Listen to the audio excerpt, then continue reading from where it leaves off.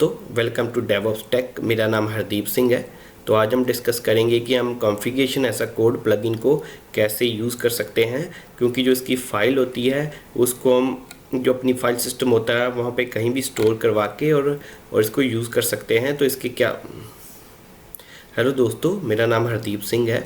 तो आज हम डिस्कस करेंगे कि जो configuration as a code plugin होता है जेनकिंस में, हम उसको कैसे यूज़ कर सकते हैं और इसके क्या क्या बेनिफिट होते हैं। सबसे पहले हम ना बेनिफिट इसके क्लियर कर लेते हैं। तो मैंने एक वाईएमएल, जो भी हम अपनी कॉन्फ़िगरेशन लिखते हैं वो एक वाईएमएल में लिख देते हैं। तो ये मेरी वाईएमएल होती है। मैंने यहाँ पे कुछ स्निपेट जो था वो इसके प्लगइन की डॉक्यूमेंटेशन में दे रखा है, तो वहाँ से मैंने ये कोई डॉक्यूमेंटेशन उठाया था। तो हम एग्जाम्पल से समझ लेते हैं कि क्या होता है कि अगर आप किसी कंपनी में काम कर रहे हो तो आपने क्या किया हुआ कि आपने कुछ जेनकिंस की कॉन्फ़िगरेशन जो है वो सेटअप कर रखी है, बट क्या होता है कि आपकी टीम का कोई एम्प्लॉई है, उसने कोई मैनुअली चेंज कर दिया, तो मैनुअली चेंज कर दिया जो कि प्रॉब्लम क्रिएट कर रहा है और आपकी जॉब्स जो चल रही थी वो फेल हो रही हैं। तो उसमें इसका बहुत बड़ा बेनिफिट होगा। तो वो मैं आपको दिखा देता हूँ जेनकिंस में जाके, और यहाँ पे कॉन्फ़िगरेशन एज अ कोड, इसका एक पहले प्लगइन होता है, पहले हमें वो प्लगइन इंस्टॉल करना पड़ता है, फिर ये ऑप्शन अवेलेबल हो जाती है।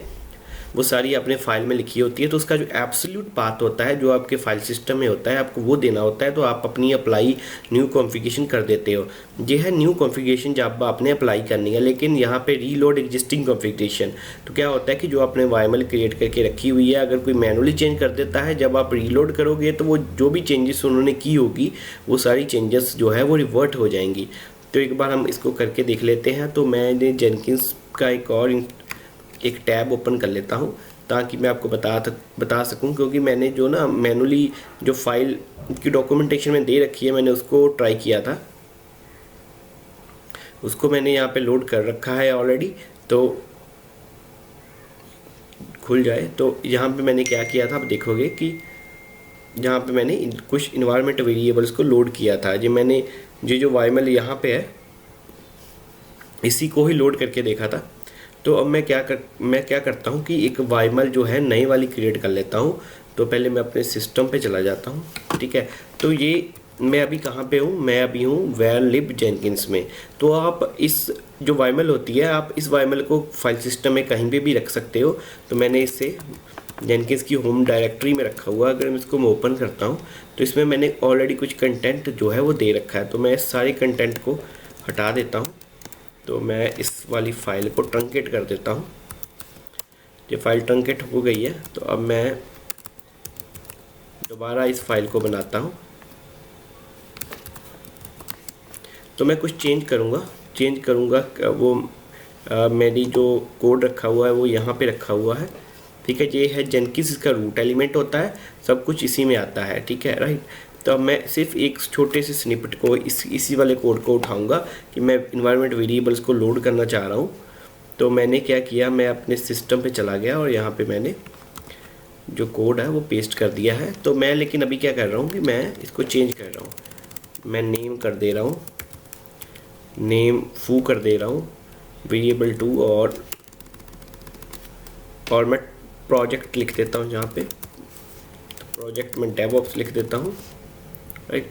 तो नेम में मैं जेनकिंस लिख देता हूँ। इसको मैं सेव कर देता हूँ। तो अब ये वाली जो फाइल मैंने बनाई है, तो इसमें क्या कॉन्फ़िगरेशन है वो हम एक बार फिर कंफर्म कर लेते हैं। तो रूट एलिमेंट जेनकिंस होता है इसका, और इसके अंदर फिर मैंने इन्वायरमेंट वेरिएबल्स को मेंशन कर रखा है। तो अगर मैं अपने जेनकिंस पे आता हूँ तो आप देखोगे कि अभी जो वेरिएबल्स शो हो रहे हैं वो वेरिएबल 1 और वेरिएबल 2 हो रहे हैं। तो मैं क्या करता हूँ कि मैं इस वाली जो ये देखिए ये है कॉन्फ़िगरेशन लोडेड, अभी यहाँ से लोडेड है। तो मैंने यहीं से ही अपनी वाईएमएल जो है यहीं पे रखी हुई है। तो मैं अप्लाई न्यू कॉन्फ़िगरेशन कर रहा हूँ। तो मैंने अभी न्यू कॉन्फ़िगरेशन को अप्लाई किया है। मैं देखता हूँ कि अभी हमारी कॉन्फ़िगरेशन अपडेट हुई है कि नहीं हुई है। ये देखिए, आपने देखा कि कैसे यहाँ पे नेम में जेनकिंस आ गया। तो मीन्स अगर कोई भी यहाँ पे कोई चेंज करता है तो आप जब रीलोड करोगे तो वो वापस से वही वैल्यूज़ हो जाएंगी। अगर मैं यहाँ पे जेनकिंस की को हटा के यहाँ पे CI/CD कर देता हूँ, तो अगर मैं इसे सेव कर देता हूँ, राइट, तो मैं दोबारा मुझे अप्लाई करना चाहिए था, तो मैं दोबारा वहीं पे आ जाता हूँ देखिएगा यहाँ पे नेम CI/CD है, लेकिन मैं चाह रहा हूँ कि इसको रीलोड करना, तो मैंने क्या किया, रीलोड कर लिया। तो अब देखते हैं क्या मेरी वैल्यू जो मैंने क्रिएट की है वापस आ गई थी, राइट। तो इसका ये कंसेप्ट है कि अगर कोई भी मैनुअली कोई चेंज कर देता है तो आप रीलोड करके उस चेंजेस को वापस लेके आ सकते हो। तो ये वाला जो कोड है जो इनकी डॉक्यूमेंटेशन में दे रखा है, तो इसमें सब कुछ आ जाता है। अगर आप देखोगे तो सिक्योरिटी रैलम में आप जैसे यूज़र्स अगर क्रिएट करना चाह रहे हो तो आप यूज़र्स क्रिएट कर सकते हो। तो अब अगर आप देखोगे यहाँ पे हमने LDAP से कनेक्टिविटी करवाई हुई है, राइट। क्योंकि जब यूज़र्स को ऑथेंटिकेट करवाना होता है तो डिफरेंट मेथड होते हैं जो हम यूज़ करते हैं। एक तो मेथड ये होता है कि हम LDAP को यूज़ कर लें, एक होता है कि हम बिटबकेट को यूज़ कर लें, राइट। एक होता है कि हम लोकल डेटाबेसेस को यूज़ कर लें। फिर ये नोड्स आ जाती है हमारी, ये नोड्स। तो नोड्स में अगर कुछ आप नोड्स को यूज़ करना चाह रहे हो तो उसके लिए ये कोड है। तो आपको पता है कि जब हमारे एजेंट होते हैं वो दो तरीके से कनेक्टिविटी कर सकते हैं, एक SSH होता है कि JNLP होता है। तो फिर आते हैं हमारे टूल्स। अगर आपको टूल ऐड करने हैं तो यहाँ पे मैंने सिर्फ कॉपी पेस्ट किया था।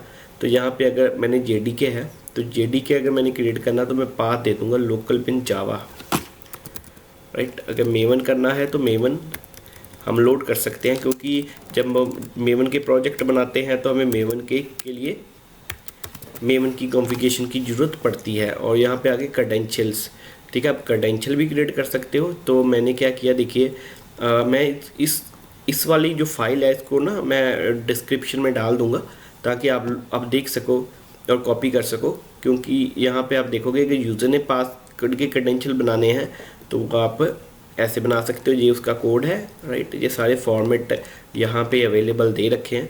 तो अब मैं क्या करना चाह रहा हूँ, मैं चाह रहा हूँ कि अब मैं ये टूल्स को क्रिएट कर लेता हूँ, ठीक है। टूल्स को क्रिएट करने के लिए मैं कॉपी कर लेता हूँ इसको और मैं अपने सिस्टम पे आ जाता हूँ। हो गए।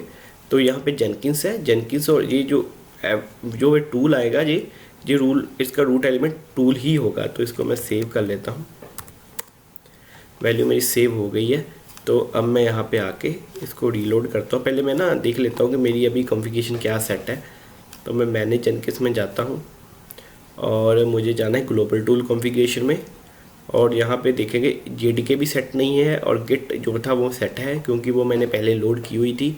और मेवन की बात करूँ तो मेवन भी सेट नहीं है, ठीक है। तो अभी अगर मैं इसको रीलोड करता हूँ तो ये सेटिंग्स मेरी सारी हो जानी चाहिए। मैं रीलोड कर दिया, लेते हैं कि कोई कॉन्फ़िगरेशन आई है हमारी, राइट। तो अभी क्या है कि हमारी कॉन्फ़िगरेशन शायद हो चुकी है। हम देख लेते हैं। JDK इंस्टॉलेशन में आप देखोगे जावा 8 आ चुका है, और मेवन की कॉन्फ़िगरेशन में आप देखोगे कि क्योंकि जैसे गिट का दिखा रहा था ना, तो हमें क्लिक करके वो वाली ऑप्शन सारी दिखाई देती हैं। ये देखिए ऑप्शंस आ रखी हैं। अब और देख लेते हैं कि और हम क्या अप्लाई कर सकते हैं।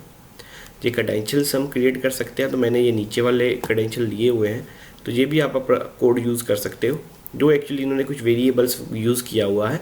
तो हम आने वाले सेशन में इसको प्रॉपर एनसिबल से सेटअप करके देखेंगे ताकि हमें जेनकिंस को मैनुअली कुछ भी ना करना पड़े, हम बस प्ले बुक चलाएँ और हमारी जो भी कॉन्फ़िगरेशन है वो लोड हो जाए, राइट। तो क्योंकि अभी तो मैनुअली कर रहे हैं कि आपने जेनकिंस अप किया हुआ है और आप लोड कर लोगे आपकी सारी कॉन्फ़िगरेशन।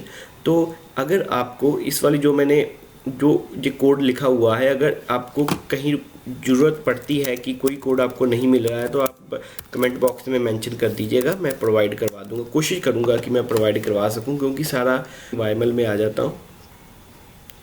तो ऑलमोस्ट सारी कॉन्फ़िगरेशन हो जाती है। अगर सपोज़ करो कि आपको कुबरनेट एज आ एजेंट यूज़ करने हैं तो आप वो भी यूज़ कर सकते हो। क्योंकि ये वाला मैंने लास्ट जो वीडियो बनाई थी उसमें मैंने काफ़ी क्लियर किया था, क्लियर करने की कोशिश की थी। तो नेक्स्ट वाली जो हमारी वीडियो आएगी उसमें हम शेयर्ड लाइब्रेरी बनाना सीखेंगे और हम उसमें कुबरनेट्स प्लगइन को हमने कैसे यूज़ करना है वो भी सीखेंगे। तो thank you for watching DevOps take.